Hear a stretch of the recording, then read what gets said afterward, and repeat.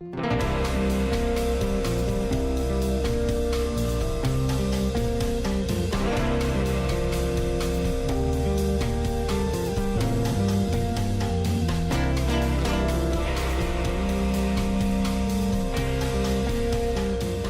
many of you have ever received unfair treatment? Jesus said it is impossible that no offenses should come. Do you have the right to be offended? Offense is a snare, a trap. An offense is the bait of Satan. The bait of Satan.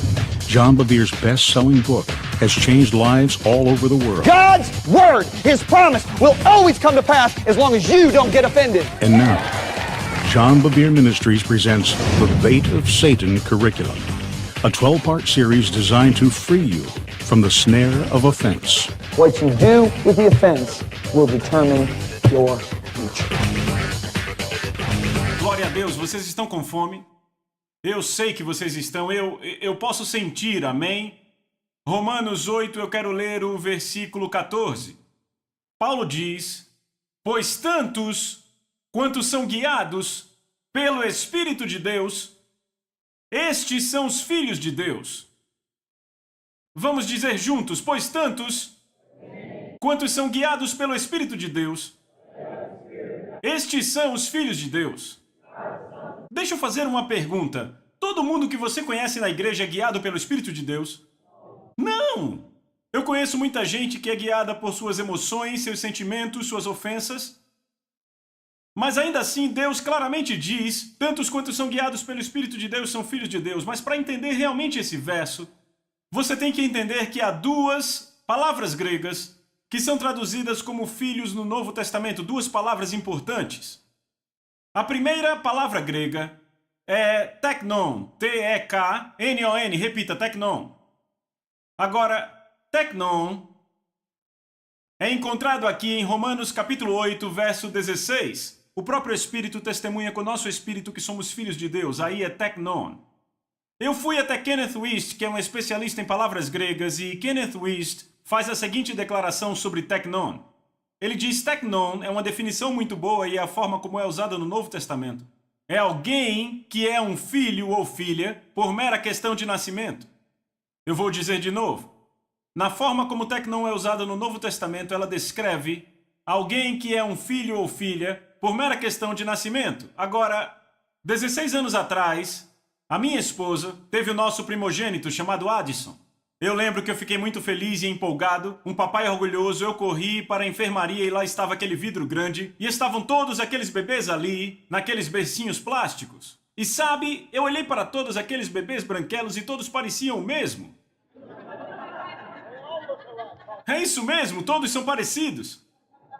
Eu não sabia qual era o meu filho, até que eu consegui identificar a placa com o nome Bevere acima do bercinho de plástico e eu disse: aí está!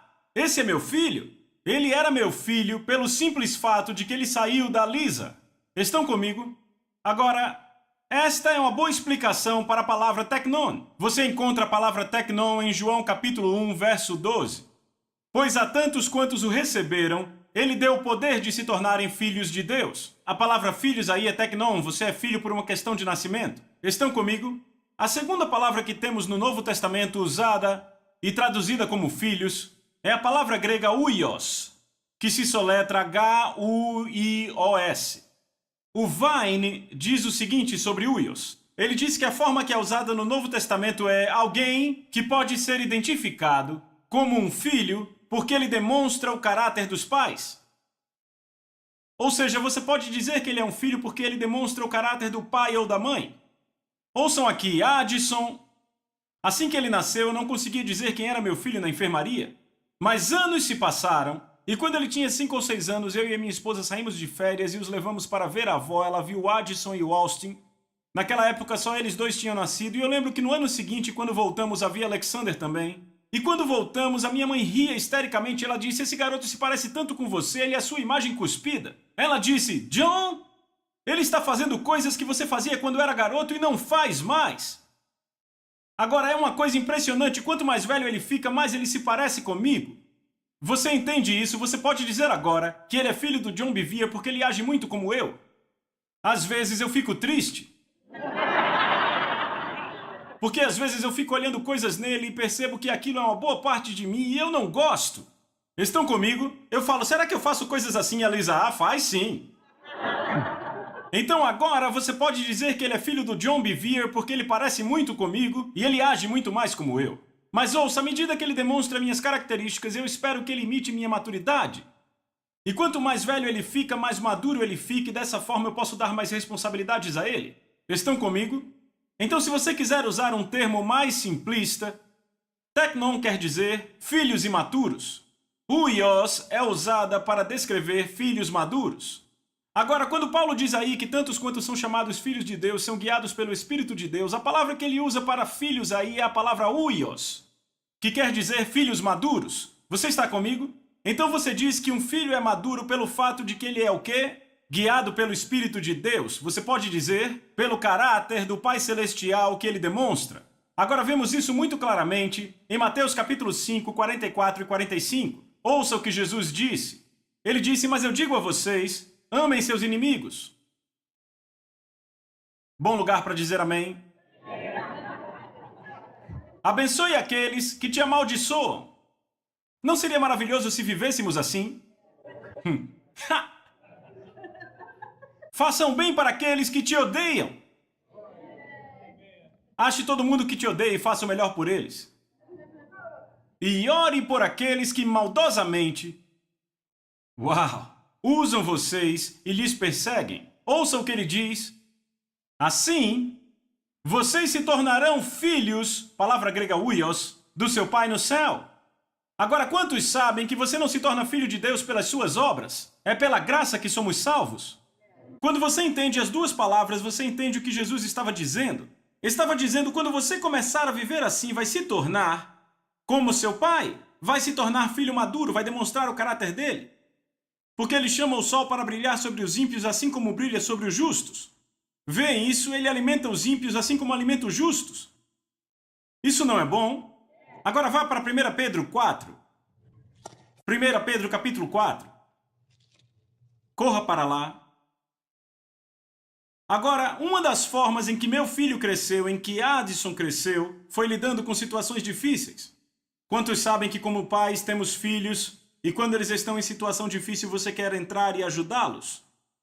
Mas se você for um pai sábio, saberá que não deve entrar, deve deixá-lo lidar com as situações difíceis. Amém? Bem, a Bíblia diz o seguinte em Hebreus 5, 9. Embora ele fosse filho, ele aprendeu a obediência pelo que sofreu. Jesus não trouxe a obediência à terra, ele aprendeu. E como ele aprendeu? Por aquilo que sofreu. Estão comigo? Agora, quando você vai para o livro de 1 Pedro, eu amo esse livro. 1 Pedro é um livro que descreve para nós como ele descreve para nós crentes como lidar com situações difíceis, tratamento injusto e etc. Quantos aqui já receberam tratamento injusto? Posso ver as mãos? Todos vocês. Agora, eis o que acontece. Você tem a chance ou de receber a ofensa quando encontra tratamento injusto, ou tem a chance de deixar Deus defendê-lo. Estão comigo? Em 1 Pedro capítulo 2, Pedro fala sobre receber tratamento injusto. E ele faz essa declaração aqui. Ele diz no verso 20 do capítulo 2, que crédito há quando você apanha sendo culpado e aceita pacientemente? Em outras palavras, quando você faz o que é errado, e uma autoridade te castiga ou te pune por isso, ou te disciplina por isso, não haja como se estivesse sendo perseguido. Você está tendo o que mereceu? Estão comigo? Em outras palavras, quando você vê as luzes azul e vermelha piscando no seu retrovisor, não culpe o diabo, você vai receber uma multa por velocidade. Amém? Há dois tipos de perseguição, a auto-infligida e perseguição por causa da justiça. A perseguição auto-infligida é quando fazemos algo que é errado. E Deus pôs autoridade sobre nós para nos punir, corrigir ou disciplinar, ou treinar. Há uma forma muito fácil de se livrar totalmente dessa perseguição, que é adquirir sabedoria e mudar o seu comportamento. Estão comigo? E então a perseguição por causa da justiça, quando você faz o que é certo e é tratado injustamente por causa disso, e a Bíblia diz para você dar uma festa porque grande é sua recompensa no céu. Amém? Então ele continua dizendo no verso 21, porque para isto fostes chamados. Repita, este é o meu chamado. Sabe, como pregador, muitas vezes pessoas vêm até mim e me perguntam, para que eu fui chamado? Bem, está aqui em branco e preto, esse é o seu chamado. Há uma boa resposta se levantando aí, hein? Algumas pessoas passam 4 anos numa escola bíblica para descobrir o que foram chamadas para fazer. Aí está em branco e preto, esse é o seu chamado. Pois para isto fostes chamados, porque Cristo também sofreu por nós, deixando-nos o exemplo para que vocês sigam seus passos. Agora eu vou ler na amplificada, é bem claro. Pois para isso vocês foram chamados, é inseparável da sua vocação, pois Cristo também sofreu por vocês, deixando o seu exemplo pessoal para que vocês sigam os seus passos. Qual foi o exemplo pessoal dele, verso 22? Que não cometeu pecado, nem dolo algum se achou em sua boca. Quando ele foi ultrajado ou insultado, ok? Não revidava. Quando maltratado, não fazia ameaças, mas o que ele fazia, aqui está a chave, mas entregava-se àquele que julga retamente. Pedro está falando sobre quando Jesus estava na corte de Pilatos. Os líderes da nação traziam acusações violentas e maldosas contra ele. Jesus não respondeu palavra nem se defendeu. Por quê? Porque ele deixou o julgamento nas mãos do Pai para ser julgado retamente. Ele sabia que Deus julgaria seu caso. Eu nunca vou esquecer da vez quando havia uma pessoa que era autoridade sobre mim e falava todo tipo de coisa contra mim. E eu freneticamente me defendia. E a ofensa estava crescendo em mim à medida que me defendia, porque quando você se defende, você abre mão do seu direito espiritual por proteção. Você eleva a influência daquela pessoa na sua vida. Porque o fato de você ter que respondê-la faz dela seu juiz. Você não precisa responder a ninguém a não ser a alguém que Deus pôs sobre você. Pense nisso por alguns minutos. E o Espírito de Deus disse: filho, enquanto você estiver se defendendo, eu farei assim. E eu vi Deus com as mãos para trás. Ele disse: mas quando você parar de se defender, eu trabalharei a seu favor. Isso foi o que Jesus fez. Porque Jesus sabia que o Pai julgaria seu caso. Seu comportamento maravilhou Pilatos. Então Pedro continua dizendo, veja este 3º capítulo, porque o livro todo é sobre isso. Ele diz: finalmente, todos vocês sejam de uma só mente, tendo compaixão uns pelos outros, amando seus irmãos, sendo misericordiosos e humildes. O que Pedro está fazendo aqui, ele está dando a fórmula para que você não viva em ofensa. Verso 9. Não pagando mal por mal, ou injúria por injúria, ou insulto por insulto. Amigos, eu tenho que enfatizar muito isso. Quando você se defende, quando você entra numa discussão ou conflito com alguém, você cria uma atmosfera em seu coração, uma condição do seu coração, que te faz o candidato perfeito para a ofensa. Estão comigo? Então ele diz, não pagando mal por mal ou injúria por injúria, antes pelo contrário, bendizendo. Estão vendo isso? Quando você for insultado, ele disse, bendiga. Vejam isso. Sabendo que vocês foram chamados para isso, diga, esse é meu chamado. Amigos, vocês têm que entender isso. Ouvimos isso na última lição, que Paulo disse em Romanos capítulo 12, não pague o mal com o mal, não é isso? Então Jesus diz, não pague o mal com o mal. Para quê? Para se tornarem filhos maduros do seu Pai. Agora Pedro dizendo, não pagando mal por mal. É uma mensagem que surge. Ele diz, retorne bênção. Por quê? Porque é isso que um filho maduro faz. Porque sabendo que vocês foram chamados para isso, diga, eu fui chamado para isso. Agora, por que Deus nos chamou para isso? Observe aí, a fim de que possam herdar uma bênção. Da próxima vez que você estiver sendo injustamente tratado, você pode dançar, celebrar, fazer uma festa, porque Deus está te levantando para ser abençoado. Agora ouçam, se, repita, se você agir corretamente. Já pensou quantas bênçãos as pessoas deixam passar? Porque não agem nisso de forma correta. Eles tomam a ofensa. Eles preferem um coração quebrado a uma bênção. Sabe, eu nunca vou esquecer do tempo quando alguém da minha equipe me disse, um grande amigo meu, pastor All, ele estava pregando numa igreja enorme de 5.000 pessoas no Texas e pregava sobre isso. E depois do culto do domingo de manhã, um dos membros da igreja chegou e disse, pastor, eu preciso falar com você. E o pastor disse, claro, e ele disse, Senhor, eu sou executivo júnior de uma grande empresa de seguros aqui do Texas. E ele disse: eu era o próximo da fila para ser promovido a presidente. Ele disse: a posição ficou vaga. E ele disse: deram a outro homem. E ele disse: só há uma razão para terem feito isso. E o pastor disse: por quê? Ele disse: porque eu sou negro e ele não. E ele disse: isso é discriminação. E ele disse: pastor, eu tinha recurso legal. E ele disse: de fato eu estava me preparando para ir atrás do recurso legal nesta semana. Mas depois que você pregou essa mensagem essa manhã, me bagunçou todo. Então o pastor disse: você quer fazer do seu jeito ou do jeito de Deus? Ele disse: do jeito de Deus. Por isso estou aqui falando com você, eu amo Deus de todo o coração. Então o pastor Al disse: bem, deixa eu orar por você, porque Deus vai julgar isso. Isso vai evitar que você se ofenda. Então, sabe o que esse cara fez na manhã seguinte? Esse é um filho maduro, veja. Ele entra no escritório do cara que foi promovido, o emprego que era dele. Ele olha e diz: eu queria que você soubesse que eu serei seu melhor funcionário e eu quero te parabenizar pela sua promoção. E esse cara ficou meio... obrigado. Ficou desconfortável porque ele sabia que aquele era o homem que devia ser promovido. Nada aconteceu por várias semanas. Quantos sabem que Deus sempre entrega, mas demora mais do que você pensa? Amém? Então, por semanas, nada aconteceu.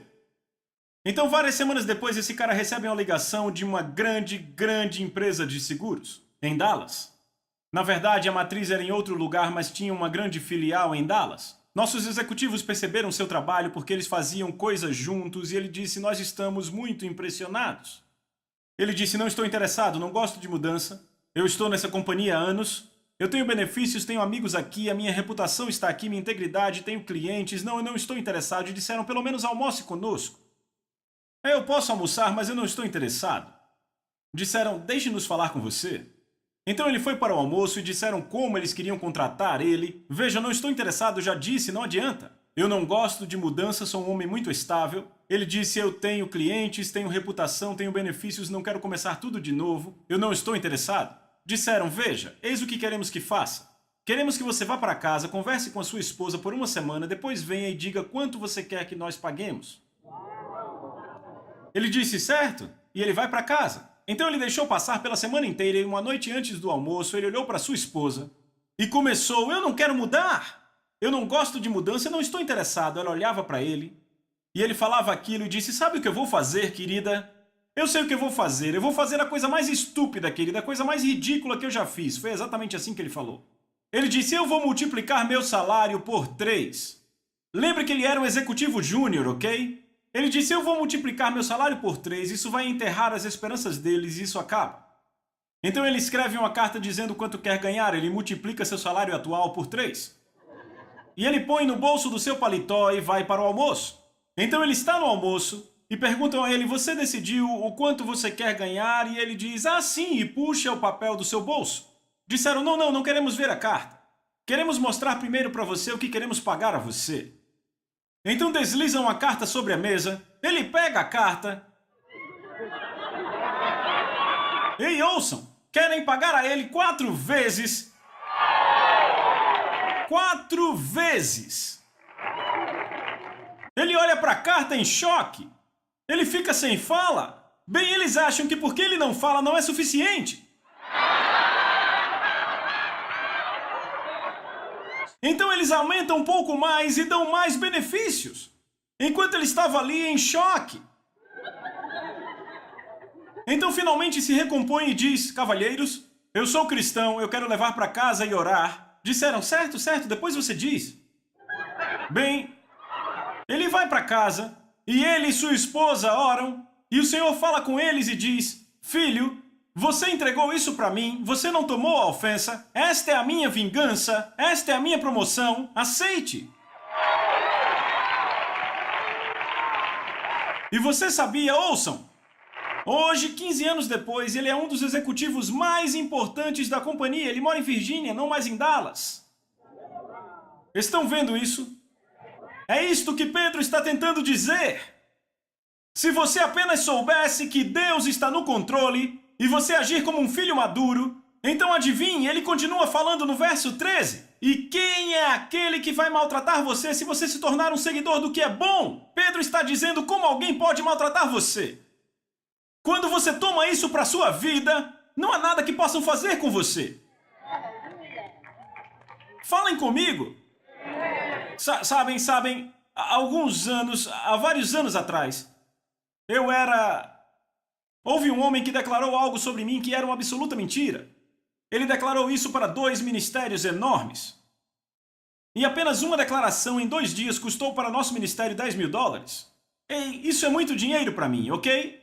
Naquele tempo você imagina, hoje já é muito dinheiro, imagina antes.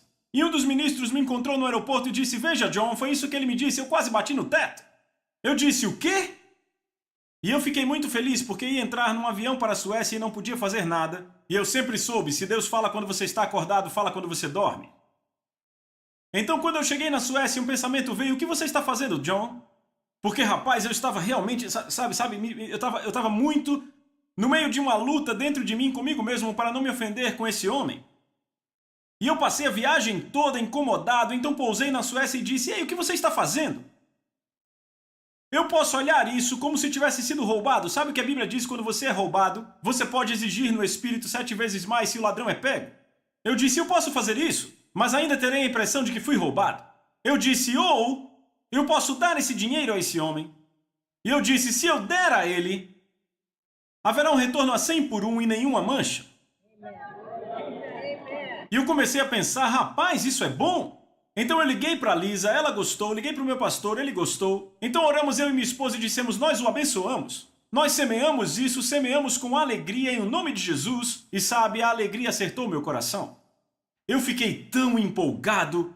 E sabe o que mais? 10 dias depois um casal veio à minha porta. Eles viviam no Texas e nós no Colorado. Me deram um cartão, eu abri um cartão e havia um cheque de $10.000 para o ministério. E eu disse, veja isso, uma parte, tem mais 99 para vir.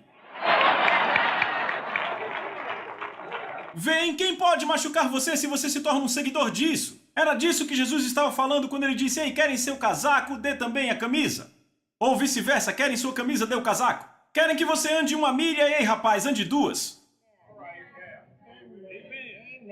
Sabe, naquela época o romano podia olhar para o judeu e dizer, ei, você vai ter que andar com o meu cavalo aí por 1 milha. E Jesus ia dizendo, como isso pode te roubar se você vai andar 2? Como podem roubar sua camisa quando você vai dar o casaco também? Quando você pega isso, quem vai te maltratar? Vem isso, eu perguntei, quem vai maltratar você? Isso se chama a vida do reino, te mantém livre da ofensa.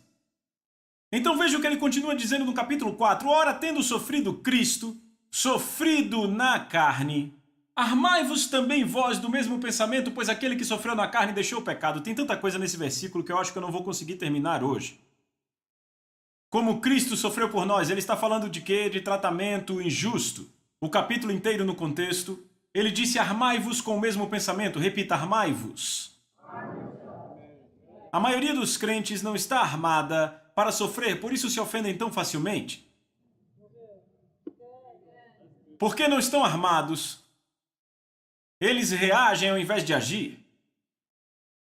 Entram em um estado de choque, num estado de contemplação ou raiva quando são maltratados. A ofensa é fácil de tomar e agora reagem ao invés de agir. Vejam a diferença entre alguém que está armado e alguém que não está. Veja um piloto de avião.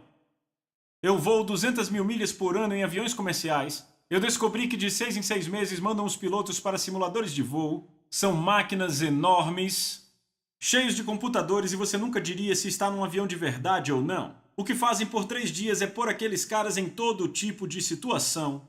E sabe o que acontece? Acidente, acidente, acidente, mas então começam a agir apropriadamente. Estão comigo? Então estão armando aqueles caras. Então quando uma crise de verdade atinge o avião, temos as pessoas atrás gritando, apenas reagindo, na cabine de passageiros. Mas os pilotos, quando ouvem as caixas pretas, ficam aperte isso, cheque, puxa aquilo, cheque, cheque, cheque, cheque. O tempo todo até o acidente. Totalmente no controle porque estão armados. Estão comigo?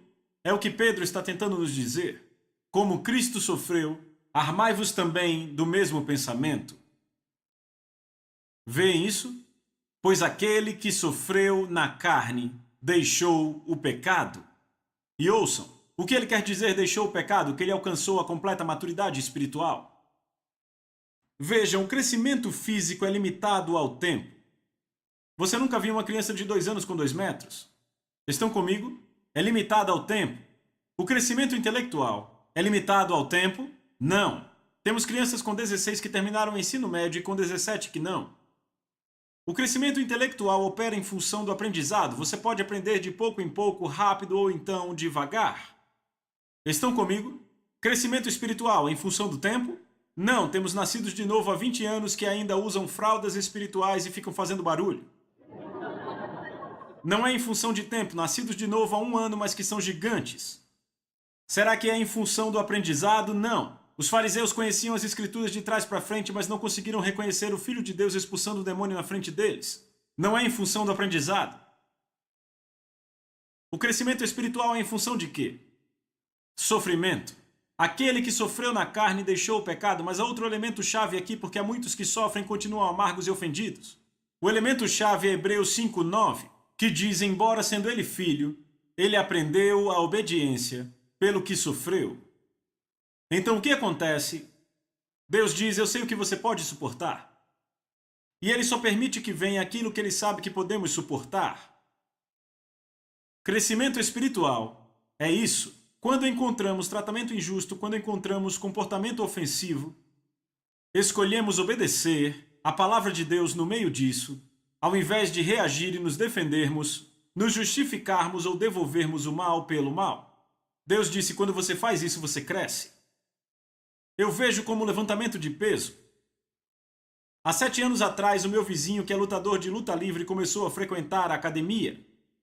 E eu aprendi algo com esses caras. Não é quando você faz 15 repetições que cresce, mas quando faz apenas 3 repetições, porque você põe muito peso, levanta aquilo, chega na 3ª repetição e diz, eu não consigo mais levantar isso. Mas eu vejo os caras gritando um com o outro, às vezes saltando no rosto, e algo os impulsiona para mais uma vez. É quando os músculos começam a crescer. Quando comecei a levantar peso, mal conseguia levantar 10 quilos. Então comecei a passar para 15, 20, 30, 40, 50 e fiquei preso em 50 por anos. Alguns anos atrás eu estava em Fresno, Califórnia, e o pastor olhou para mim e disse, John, vamos levantar 55. Eu disse, você está louco, eu não consigo. Sim, consegue, eu te ajudo. E sabe, eu levantei 55. Eu olhei para ele e disse, rapaz, você é como o Espírito Santo. E ele fez exatamente como vocês. Ele disse, o que você quer dizer? Eu disse, a Bíblia diz que Deus não vai permitir que nenhuma tentação passe se não pudermos suportá-la. Deixe-me dizer algo a vocês. Há 13 anos atrás eu passei por provas. Era só o que eu podia suportar. Eu lembro de um homem que me caluniava na minha igreja local. E sabe, aquilo começou a se espalhar porque ele tinha uma posição de autoridade sobre mim. E aquilo era tudo que eu podia suportar. Estão comigo? E então, alguns anos depois, eu vejo meu nome caluniado não numa igreja, mas em 3 continentes por um só homem. Se isso tivesse acontecido lá em 87, seria como pôr para mim 150 quilos, eu não conseguiria levantar, aquilo ia me esmagar. Eu ia simplesmente entrar em colapso com aquilo, entendem? Bem, aqui é que está. Lembra quando Paulo disse, dado o tempo, vocês deveriam ser mestres? Esse é o Espírito de Deus quase chorando, dizendo, eu esperava que pelo tempo você levantasse 60, agora temos que começar tudo de novo do 10. Porque alguém falou mal de você e você falou mal de volta. Você se defendeu, pagou o mal com o mal, e Deus continua dizendo, eu quero te levar para o nível de 60, te fazer passar para 70, mas toda vez que você chega em 60, você grita, chora, reclama, você reage, age como um mundo, como alguém não salvo, então temos que voltar ao começo. E ele diz, o problema é que eu tenho cargos de 70, de 80, mas não posso te mandar para lá, porque não é maduro o suficiente. Então, amigos, deixa eu dizer isso. Quando um comportamento ofensivo vem para você, pode se alegrar, pode gritar, porque Deus, número 1, se prepara para te abençoar e número 2, vai te fazer crescer.